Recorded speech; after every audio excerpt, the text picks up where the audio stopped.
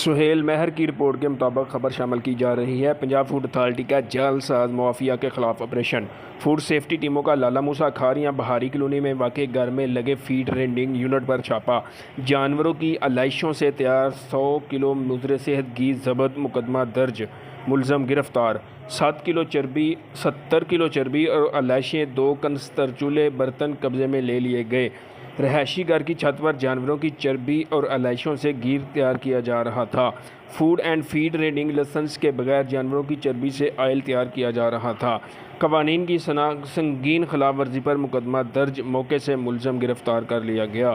Punjab food authority قوانین کے مطابق چربی اور علائشوں سے تیار تیل صرف بائیو ڈیزل بنانے میں استعمال کیا جا سکتا ہے۔ خفیہ اطلاع ملنے پر بروقت کارروائی عمل میں لائی گئی۔